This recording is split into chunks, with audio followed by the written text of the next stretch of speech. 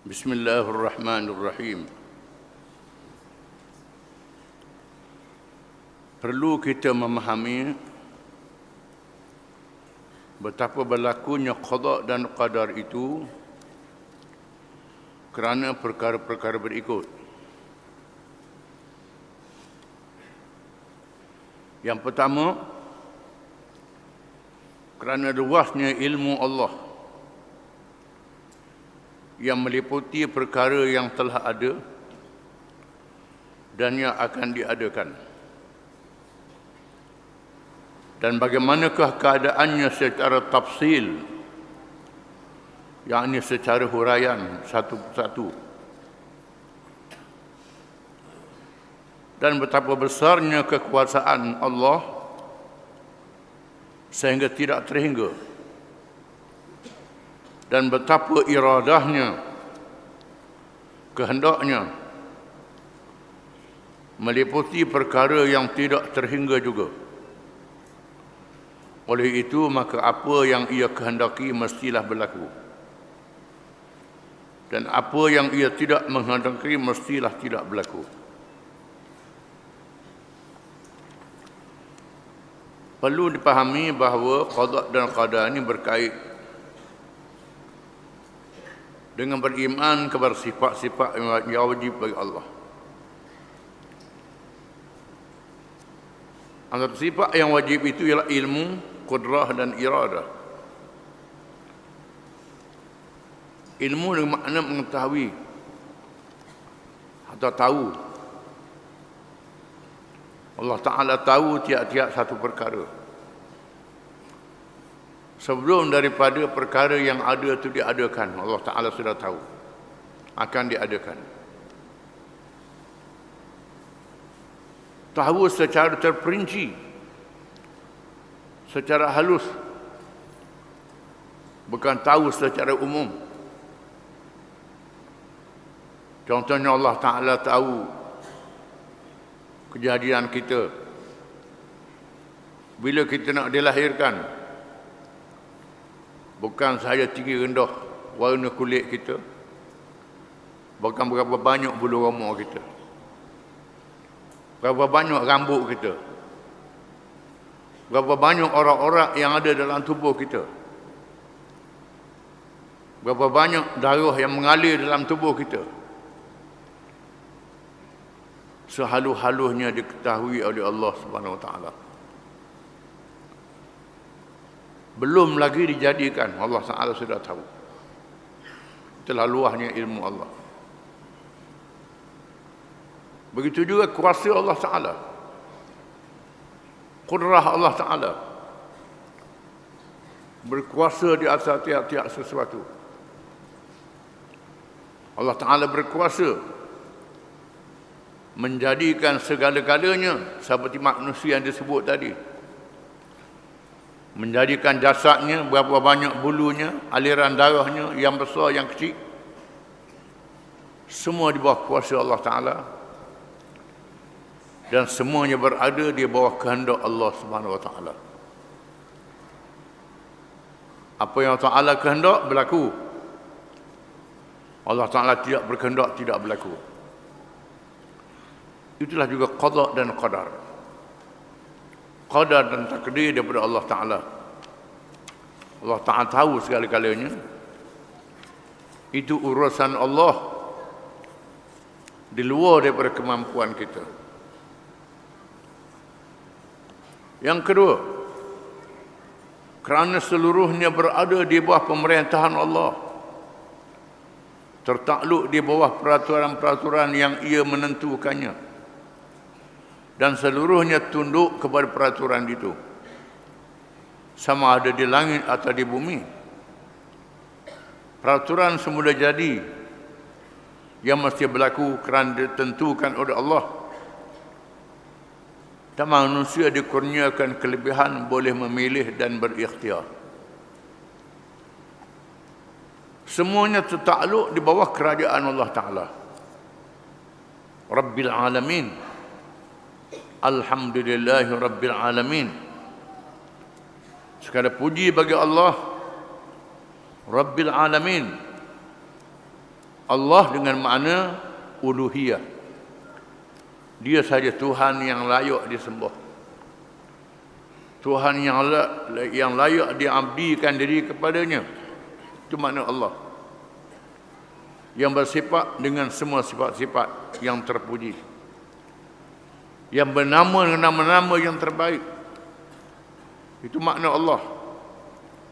Adapun Rabb dengan makna dia menjadikan, dia mentadbir dan dia mengurus. Bukan saja dia menjadikan alam, dia mentadbir alam ini dengan undang-undang dan peraturan-peraturannya. Ada peraturan mengikut fitrah, mengikut semula jadi. Dan ada peraturan mengikut pilihan dan ikhtiar. Peraturan semula jadi dia beri pada semua makhluknya. Malaikat ada tabiat semula jadinya. Kayu batu tabiat semula jadinya. Binatang tabiat semula jadinya. Manusia tabiat semula jadinya. Bahkan tiap-tiap jenis itu ada tempat masing-masing mengikut tabiat semula jadinya. Pokok kayu ada yang hidup di kawasan bukit dan gunung. Yang hidup di kawasan paya, kawasan tanah rata. Ada yang hidup di tepi laut, dalam air masin. Ada pokok yang begitu rupa. Itu fitrah, sifat semula jadi. Binatang begitu juga. Dia hidup di kawasan-kawasan semula jadi dia.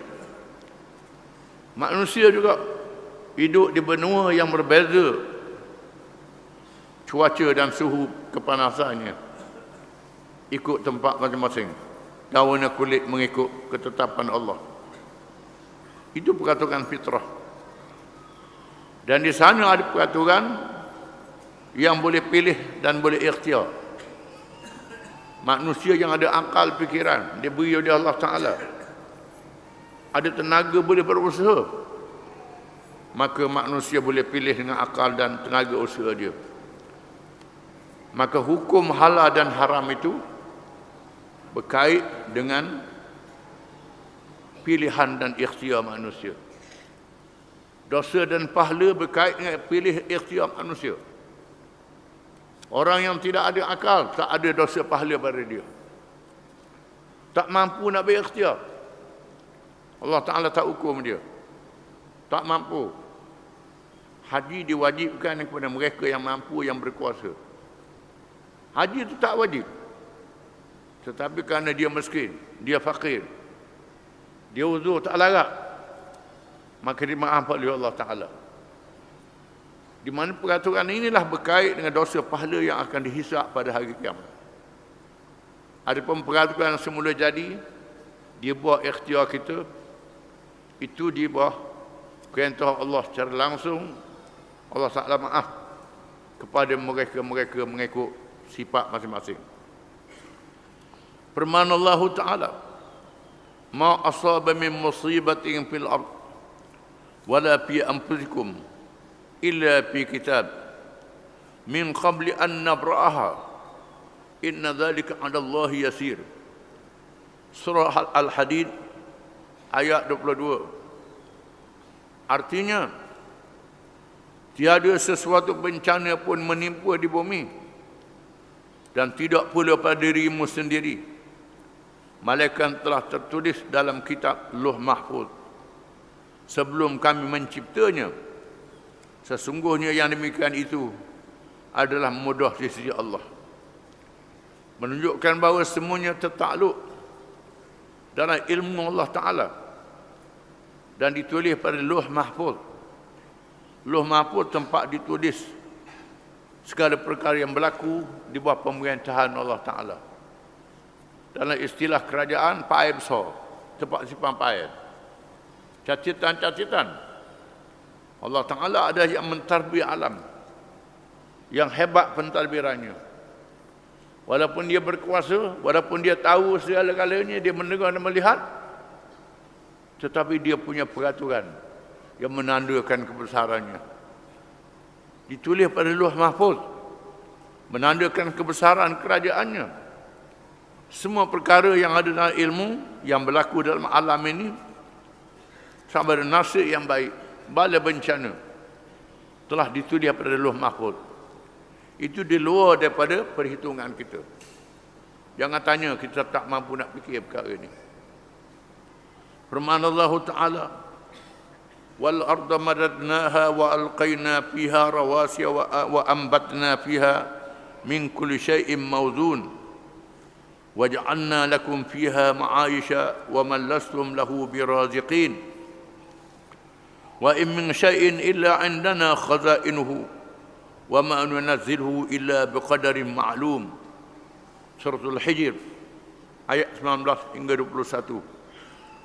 Artinya, dan kami telah menghamparkan bumi dan menjadikan padanya pasok-pasok gunung-gunung, dan kami tumbuhkan padanya segala sesuatu menurut ukuran, dan kami telah menjadikan untukmu di bumi keperluan-keperluan hidup, dan kami menciptakan pula makhluk-makhluk yang kamu sekali-kali bukan pemberi rezeki kepadanya, dan tidak ada sesuatu malaikat pada sisi kamilah khazanahnya, dan kami tidak menurunkannya malaikat dengan ukuran yang tertentu.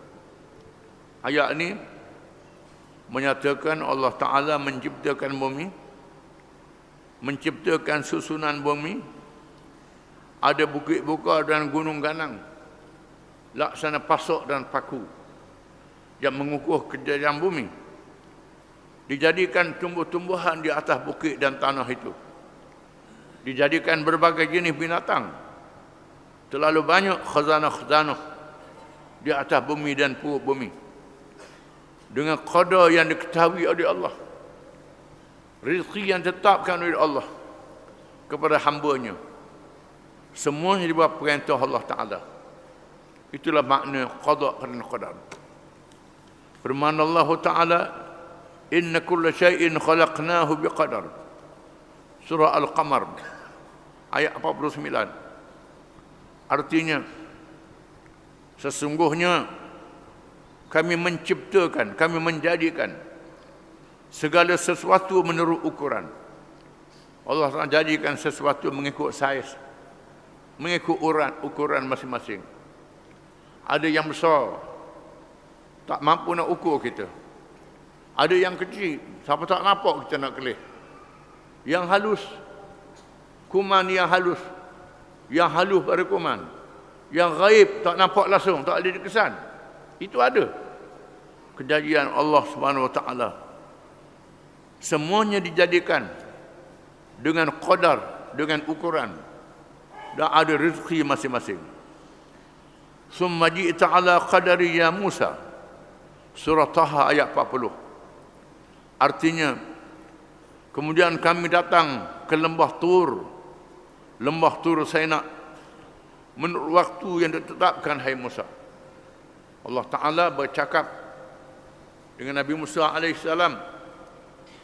apabila dilantik menjadi Rasul. Musa dilahirkan dalam keadaan undang-undang Fir'aun yang keras, membunuh anak lelaki yang tak diizinkan sekali-kali, dan membunuhkan anak-anak perempuan sahaja kalangan Bani Israel untuk menghalang kelahiran Rasul yang menjatuhkan kerajaannya, yang diberi isyarat kepadanya. Fir'aun nak halang, tak boleh.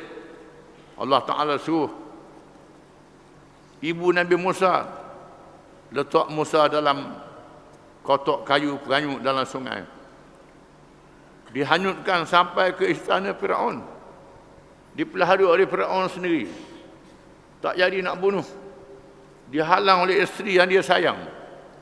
Isteri dia kata buat anak akad. Musa dipelihara, dibesarkan beberapa tahun menjadi seorang pemuda.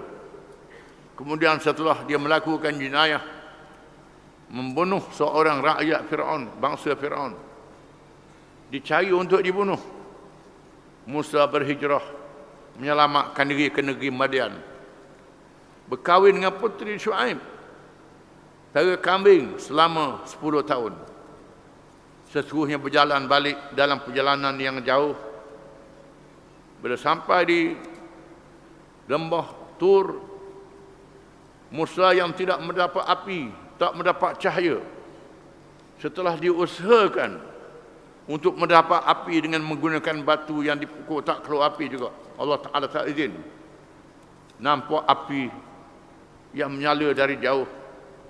Lalu suruh isteri dia duduk di situ. Dia nak pergi dekat api untuk nak minta api ataupun berjumpa dengan orang yang tahu mana jalan dia nak balik. Tiba-tiba Allah Ta'ala tunjukkan api itu isyarat untuk Musa pergi di situ. Dan tiba-tiba Allah berfirman, wahai Musa, aku Tuhanmu, nak lantik menjadi Rasul. Wahai Musa, mu datang ke sini dengan qadar Allah Subhanahu Wa Ta'ala. Berapa tahun dia tinggal di Mesir? Berapa tahun dia berjalan ke Madian? Dan pelihara kambing selama 10 tahun juga. Cukup 40 tahun umur dilantik menjadi Rasul. Dengan qadar yang ditentukan oleh Allah. Peraturan Allah. Kedatanganmu ke sini wahai Musa, dengan qadar yang telah aku tetapkan wahai Musa. Menunjukkan bahawa lantik jadi Rasul pun ditentukan oleh Allah bila masanya. Bila wafatnya. Wa khalaqa kulla syai'in faqaddarahu taqdira. Surah Al-Furqan ayat 2. Bahkan bila Musa nak wafat, diketahui kita semua bahawa martabat seorang Rasul lebih tinggi pada malaikat. Bila malakul maut nak ambil nyawa Nabi Musa, kerana tiba ajalnya, Musa cocoh mata malakul maut yang datang tu. Maka dia datang dengan mengejut. Ini kehebatan Nabi Musa. Lalu malakul maut menghadap Allah Ta'ala, wahai Tuhanku, aku nak ambil nyawamu, hamba-Mu Musa. Dia cocoh mata. Tuhan kata pergi semula. Pergi semula. Dengan cara yang diatur oleh Allah Ta'ala. Suruh Nabi Musa pegang, letak tangan di atas belakang seekor lembu yang banyak bulunya, untuk mengajarnya betapa umurnya diqadarkan oleh Allah Ta'ala. Walaupun sebanyak bulu-bulu yang ada di belakang lembu itu, tak boleh lebih daripada itu. Umurmu, ajalmu ditentukan oleh Allah Subhanahu Wa Ta'ala. Itu pengajaran. Termasuk Nabi-Nabi dan Rasul-Rasul.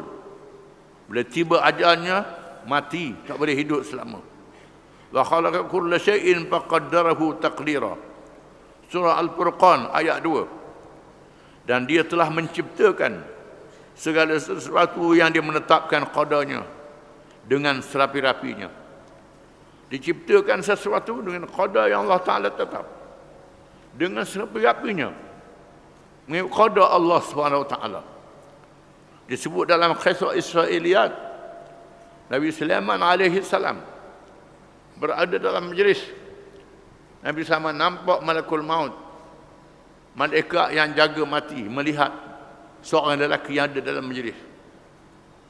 Nabi Sulaiman tanya, mengapa mu tengok ke dia? Nabi Sulaiman tanya malakul maut. Maut kata, aku heran. Tuhan suruh aku cabut nyawa dia di negeri China. Tuhan suruh aku cabut nyawa di negeri China. Macam mana ada dalam majlis ni di Palestin? Ini disebut dari Israiliyat, tapi jadi pengajaran. Macam mana dia ada sini, ada dekatmu dalam majlis? Seorang suruh aku ambil nama dia di negeri China, kata malakul maut. Tiba-tiba datang angin, bawa dia campak ke negeri China, dan dia mati di sana. Ditentukan oleh Allah. Disebut dalam kitab tafsir kisah ni, walaupun Israiliyat, tetapi menjadi pengajaran di mana tempat mati pun ditentukan oleh Allah Ta'ala. Wa kana amrullahi qadaran maqdura. Dan artinya adalah ketetapan Allah itu suatu ketetapan yang pasti berlaku, tak boleh dihalang lagi. Firman Allah Ta'ala, Sabbih isma rabbikal a'la alladhi khalaqa fasawwa walladhi qaddara fahada. Suratul A'la ayat 1 hingga 3. Artinya bertasbihlah, persucikanlah nama Tuhanmu yang paling tinggi, yang paling tinggi, yang paling mulia, yang mencipta dan menyempurnakan penciptaannya. Dia menjadikan makhluknya dengan sempurna mengikut kehendak dan ilmunya dan kuasanya, dan yang menentukan qadar dan memberi petunjuk. Menentukan qadar dan memberi petunjuk, sama ada dia layak dapat hidayah ataupun tidak. Kalau tak layak dapat hidayah, tak dapat hidayah. Walaupun dia makhluk yang boleh duduk di langit seperti iblis, yang menyaksikan syurga, menyaksikan neraka, bercakap dengan Allah Ta'ala di alam malakut. Ini kebolehan yang ada pada iblis. Tetapi kerana ada sombong dalam diri dia, tak dapat hidayah daripada Allah. Walaupun dia cerdik, dia bijak, tapi tak dapat hidayah. Kenapa? Aba wastakbara, sombong dan enggan. Golongan ahli kitab yang mengaji kitab, yang tahu berkenaan dengan Nabi Muhammad sallallahu alaihi wasallam, dibaca dalam kitab, tahu tanda-tanda yang ada dalam tubuhnya, tak dapat hidayah. Kenapa? Sombong, berasa cerdik sangat, bijak sangat. Kenapa? Kerana kejar ke dunia. Nampak dunia, tak nampak akhirat. Kalau ikut Nabi Muhammad, rasa susah, tak senang, tak dapat hidayah. Abu Jahal, Abu Lahab dilahirkan di Mekah, diperanakkan di Mekah. Tengok sendiri Nabi Muhammad sallallahu alaihi wasallam, cerdiknya, bijaknya, baik akhlaknya, benarnya, tak pernah bohong. Bila dilantik menjadi rasul, tak ikut. Kenapa? Tak dapat hidayah. Sebab apa? Kejar dunia. Kerana duduk nampak ketenangan dunia. Kalau ikut Islam ni susah sangat. Ada orang jadi mufti. Jadi mufti, jawatan yang tinggi dalam agama, tapi kadang-kadang buat fatwa ikut suka. Pasal apa? Duduk jaga kepakat. Jaga kepakat, jaga kebesaran, kedudukan. Tak berani beri fatwa mengikut hukum Allah Ta'ala. Ada begitu. Hak ni tak dapat hidayah, tak layak. Ada jadi mufti, berani, tegas, hukum agama kata begini, beginilah. Nak suruh berhenti lah. Tetap dengan hukum agama. Ada yang macam itu. Takut pada Allah Ta'ala lebih pada yang lain. Ada yang takut pada manusia. Manusia nampak cokoh, Allah Ta'ala tak nampak. Walaupun dia ada ilmu, tak pakai gawa ilmu tu, tak dapat hidayah daripada Allah. Dua keadaan yang berhubungan qada dan qadar. Wallahu a'lam.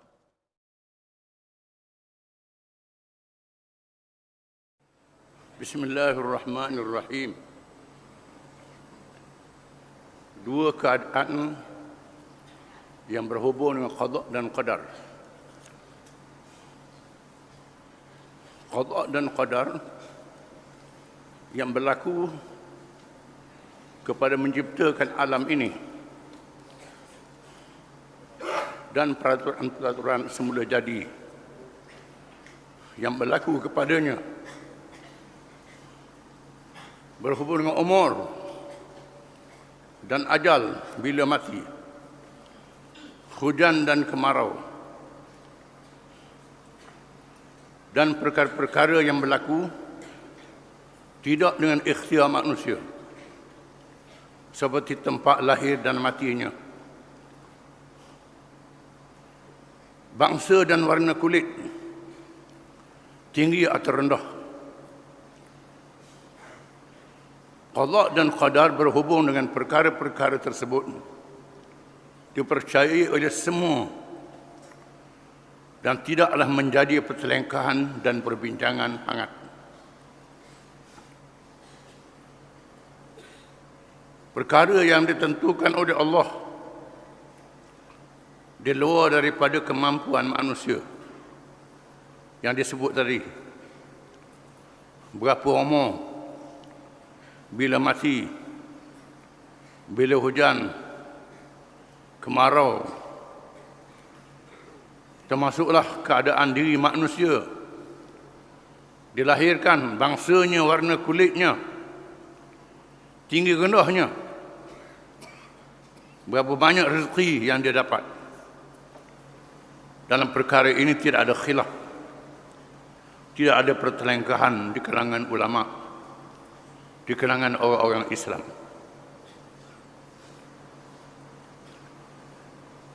Semua daripada Allah. Allah yang menentukan. Manusia tak boleh buat apa. Qada dan qadar berhubung dengan perbuatan hamba, di mana mereka boleh memilih dan berikhtiar, baik dan jahat, iman dan kufur, Islam dan jahiliyah. Dalam bahagian ini terdapat perbincangan hangat di kalangan manusia sejak dahulu lagi. Bukan sahaja di kalangan orang-orang Islam, tetapi juga di kalangan orang-orang kafir.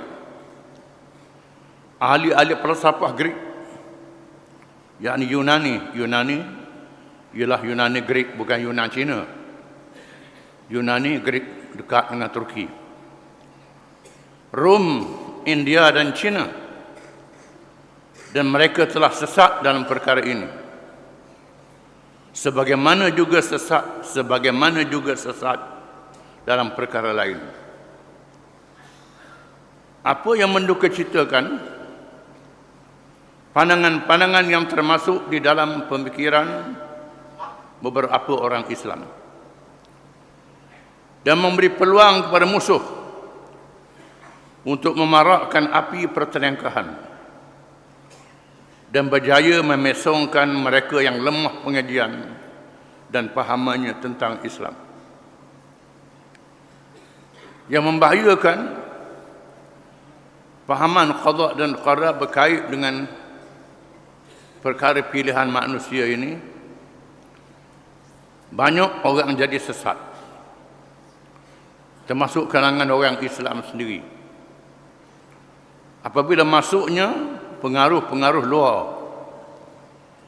pengaruh falsafah Greek, Yunani, Rom, China dan India. Apabila buku-buku falsafah diterjemah di dalam bahasa Arab di zaman pemerintahan Abbasiyah, bagi mengilmukan orang Islam, kerajaan Abbasiyah menganjurkan penterjemah menterjemahkan ilmu-ilmu daripada bangsa-bangsa asing, kerana melaksanakan sabda Nabi SAW, al-hikmatu dhallatul mu'min, fa anna wajadaha fa huwa haqqu biha. Kebijaksanaan adalah barang tercecer, kepunyaan orang Islam. Di mana sahaja mereka jumpa, mereka mestilah mengambilnya. Orang Islam lebih berhak. Maka diterjemahkan buku-buku berkait dengan ilmu arkitek, seni bina bangunan, ilmu perbuatan, ilmu berkait dengan falak, angkasa lepas, peredaran bulan, bintang, matahari untuk menentukan cuaca, mengetahui ramalan cuaca, tentang ilmu pertanian dan ilmu-ilmu dunia yang lain, ilmu kejuruteraan, berkait dengan macam-macam ilmu. Di mana banyak negara-negara yang zalim ini membunuh orang-orang pandai, orang-orang bijak. Berlaku ada negara yang rajanya menyuruh seorang arkitek membentuk istana yang hendak dibina.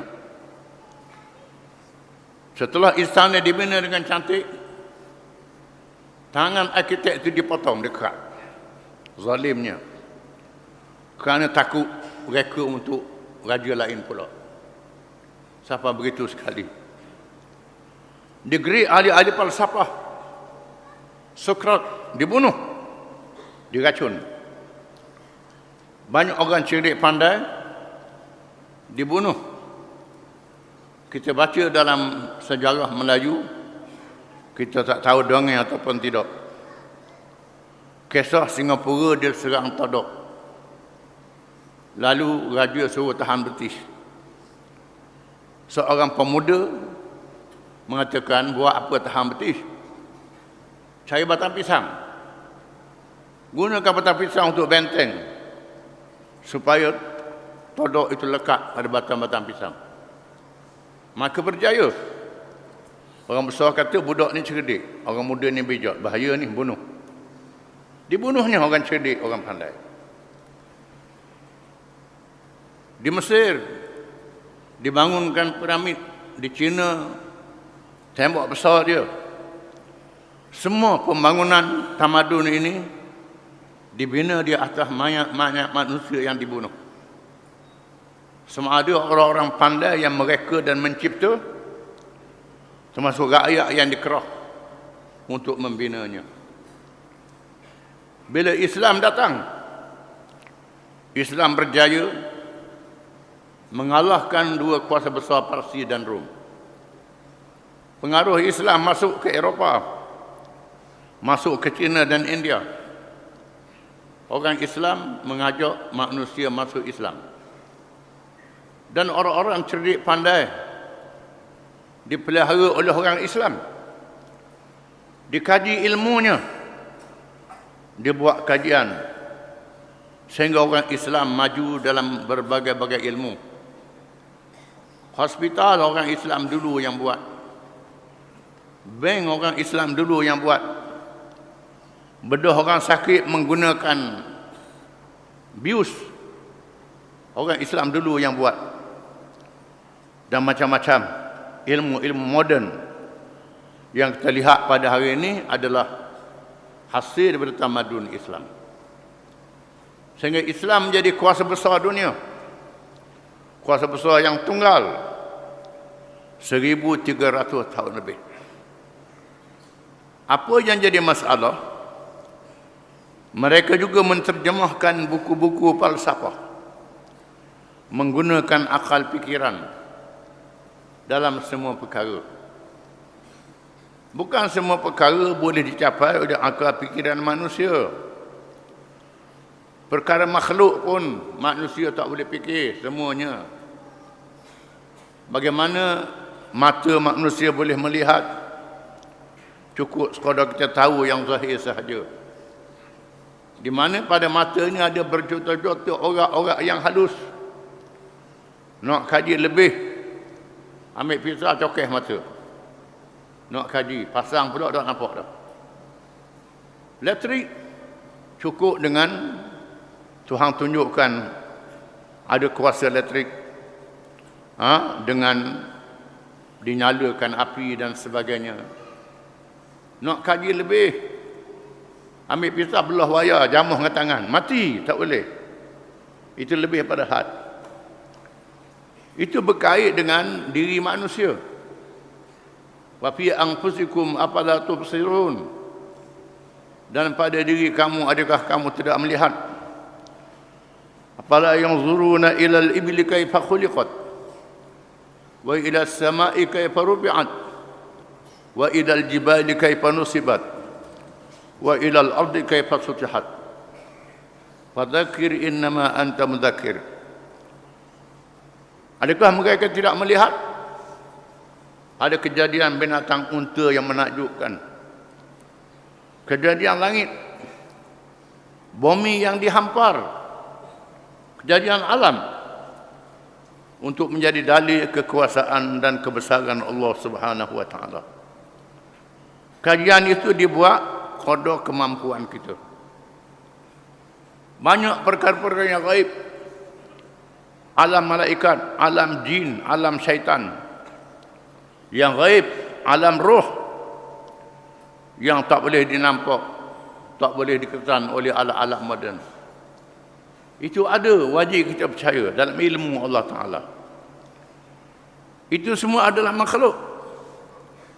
Maka Allah Ta'ala lebih pada itu lagi. Jangan kita pergi ambil tahu hak Allah Ta'ala lebih sangat.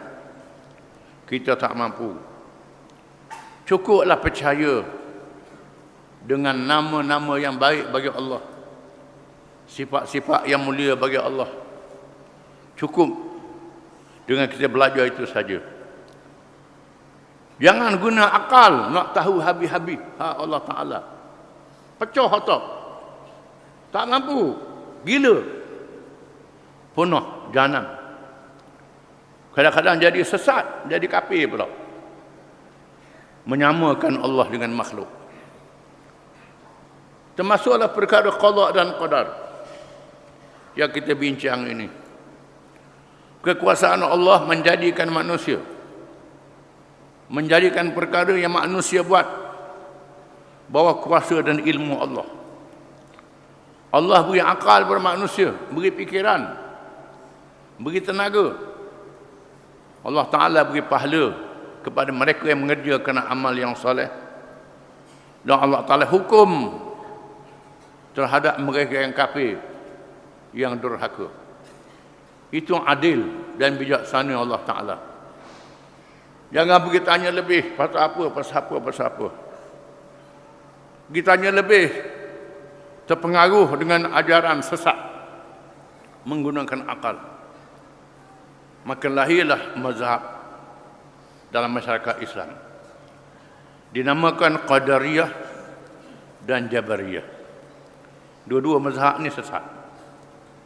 Qadariyah ialah golongan yang menafikan qada dan qadar dalam perkara yang berhubung dengan perbuatan secara ikhtiari, secara pilihan. Dipahamkan daripada pendapat ini seolah-olah manusia itu memberi bekas dalam apa jua perbuatannya, tetapi yang qudrat yang diberi kepadanya oleh Allah Subhanahu wa Ta'ala. Pendapat ini dibawa oleh golongan Mu'tazilah, dan mereka dikenali dalam perkara ini dengan Qadariyah. Mu'tazilah ialah pengikut Wasil bin Atha Al-Ghazali, murid pada Hasan Basri. Hasan Basri ini ialah alim, ulama tabi'in, murid para sahabat, murid Sayyidina Ali, dan murid banyak sahabat, guru dia sahabat-sahabat Nabi. Antara murid dia Wasil bin Atha. Wasil bin Atha ini terpengaruh dengan falsafah, di mana dia berpendapat menggunakan akal. Bermula dengan masalah murtakibul kabair, orang yang mengerjakan dosa besar. Apabila golongan Khawarij mengatakan mereka yang mengerjakan dosa besar adalah kafir, berpandukan hadis la yazni zani wa huwa mu'min. Orang berzina tak berzina kalau dia beriman. Dengan sebab itu orang Khawarij kata orang yang berzina, yang minum arak, yang buat dosa besar ni kafir. Ini pendapat Khawarij. Pendapat ini salah. Kerana mereka yang mengerjakan dosa besar ini dihukum dengan hukum hudud, ada dengan hukum qisas, dan jenazah mereka disembahyangkan. Nabi menyebut Allah mengampunkan dosa mereka setelah dihukum. Mereka bertaubat, tak dihukum dengan bertaubat, diterima taubatnya oleh Allah Subhanahu Wa Taala. Menandakan pendapat Khawarij adalah sesat. Wasil bin Atha menggunakan akal dia, mengatakan mereka yang buat kerja dosa besar ni tidak beriman dan tidak kafir. Beriman pun tidak, kafir pun tidak, tengah antara, kekal dalam neraka, kata dia. Pendapat ini salah. Bila dia mengemukakan pendapat dia pada Hasan Basri, Hasan Basri terus mengkata, i'tazalta minna, engkau telah mengasingkan diri daripada kami. Perkataan i'tazalta minna ini dikenal dengan Mu'tazilah, golongan mengasingkan diri daripada gurunya Hasan Basri. Kemudian melarat dalam perkara hukum fiqh, perkara qada dan qadar. Mereka memakai pahaman bahawa semua perkara yang manusia buat di bawah kuasa manusia. Allah Ta'ala beri kuasa kepada manusia, putus kuasa dengan Allah Ta'ala. Pendapat ini salah. Kalau ada kuasa, semua manusia buat jadi belaka. Sekarang ada manusia buat tak jadi. Menandakan manusia tidak ada kuasa. Orang berikhtiar berniaga, tak jadi perniagaannya. Cocok tanam, tak jadi tanamannya. Sudah berikhtiar. Menandakan manusia ada usaha dan ikhtiar.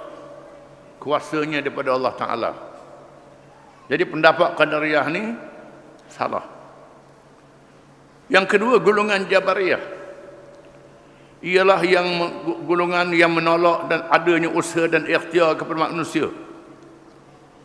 Perbuatan baik dan jahat daripada Allah. Manusia terpaksa dengan qada dan qadar. Seolah-olah seperti bulu yang terbang di tiup angin. Mereka dikenali dengan Jabariyah. Mereka ini pula mengatakan Allah Ta'ala belaka. Orang jadi kafir pasal apa Allah Ta'ala buat. Dia curi pasal apa Allah Ta'ala buat dia curi. Allah Ta'ala, dia tak salah, Allah Ta'ala yang salah. Ini pendapat ni tak betul. Kerana Allah Ta'ala beri akal pada manusia. Boleh berfikir. Hukuman berdasarkan akal dan kemampuan. Orang gila tak dihukum. Orang yang mabuk dia bercakap, tak diambil kira percakapan dia. Kan tidak ada akal. Orang mengega tidur, dia anggap tidak bersalah apa dia bercakap masa dia tidur. Itu menandakan hukuman berpandukan pada akal dan pilihan. Kuasa-kuasa Allah Ta'ala. Jabariyah ni tak, Allah Ta'ala belaka. Ini salah. Kedua pendapat bercanggah dengan nas Al-Quran dan hadis Nabi SAW. Dan waqi', yakni hakikat yang berlaku, yang ada dalam kejadian manusia, dengan penjelasan seperti berikut. Yang pertama, Allah Subhanahu wa Ta'ala telah mengurniakan kepada manusia akal, fikiran dan kemampuan menerima taklif, menerima perintah hukum, buat yang wajib, tinggal yang haram. Itu taklif. Di mana mereka mempunyai akal dan sifat menerima dan tidak boleh melaksanakan taklif itu, tidak bertanggungjawabkan kepadanya. Orang yang tak ada akal, yang tidak ada kemampuan, tidak bersalah. Mengapa tak pergi ke Mekah? Duit tak ada. Mengapa tak pergi ke Mekah? Duit ada, huru-hara tengah jalan. Mengapa tak pergi ke Mekah? Duit ada, uzur. Uzur, tak ada orang boleh tolong dia. Maka tak berdosa. Kerana dia luar daripada kemampuan dia. Kepada mereka yang berkuasa, kita tanggungjawab. Dua, Allah SWT bersifat ilmu, meliputi segala-galanya. Perkara yang telah berlaku, sedang berlaku dan akan berlaku dalam ilmu Allah. Allah SWT juga bersifat dengan qudrah, dengan kuasa dan iradah kehendak yang mengatasi segala-galanya. Tidak ada siapa yang boleh lawan kuasa Allah Ta'ala dan kehendak Allah Ta'ala. Dia memberi kebebasan kepada hamba-Nya dengan kehendak dan kuasanya itu, maka berlakulah apa yang dipilih oleh hamba dan diketahui oleh Allah Subhanahu Wa Taala. Dia pilih yang baik, dapat pahala. Pilih yang jahat, dia buat berdosa. Yang tak ada pilihan, yang gila tak ada dosa dan pahala. Yang ketiga, hamba tidak boleh memberi bekas dengan usaha dan ikhtiar mereka, kecuali dengan qada dan qada yang ditentukan oleh Allah. Bukan semua usaha dan ikhtiar hamba itu mesti berlaku. Tetapi jika berlaku, maka dengan qada dan qada Allah juga. Tetapi itulah yang dipilih dengan akal hamba dan usaha ikhtiarnya. Perkara adanya usaha dan ikhtiar inilah yang dipertanggungjawabkan dengan dosa, pahala dan syurga dan neraka. Dia ada usaha, ada ikhtiar, maka berjaya. dapat pahala. Dia usaha dan ikhtiar buat maksiat, dapat dosa. Dia berusaha dan berikhtiar nak buat baik, tak berjaya, boleh 1 pahala. Berusaha berikhtiar nak buat jahat, tak ada dosa, tak jadi nak buat. Ini rahmat Allah Ta'ala. Kalau orang dia niat nak buat baik, tiba-tiba tak berjaya, boleh pahala 1. Bila buat baik, boleh 10 kali ganda. Ada 700 kali ganda, boleh 4 kali ganda. Niat nak buat jahat, tak berjaya, maka tidak berdosa dengan niat itu. Itu beza. Ini rahmat kurnia Allah Ta'ala kepada mereka yang beriman. Manusia itu berada dalam 2 keadaan. Yang pertama, di bawah ta'alluq ilmu dan qudrah dan iradah Allah, yang mereka tiada pilihan sedikit pun. Manusia bawah kuasa ilmu, di bawah ilmu, kuasa dan kehendak Allah Ta'ala. Ini tak ada pilihan, Allah menentukan. Tak ada pilihan sikit pun. Dalam bidang ini tiada taklif. Bagi yang ini tak ada perhitungan dosa dan pahala. Dan kedua, di bawah ta'alluq ilmu dan qudrah dan iradah. Di bawah ta'alluq ilmu Allah Ta'ala, pengetahuan Allah Ta'ala, kuasa dan kehendak Allah, di mana mereka diberi kemampuan memilih dengan akal, berikhtiar dan berusaha. Dan perkara yang dilakukan itu di antara yang diradai oleh Allah, dia boleh pahala. Di antaranya tidak diradai oleh Allah, dan tidak menghalangnya, dan telah diberi amaran dan peningkatan dengan sejelas-jelasnya. Kalau dia buat, dosa. Tak payah dia buat, tak berdosa. Wallahu a'lam.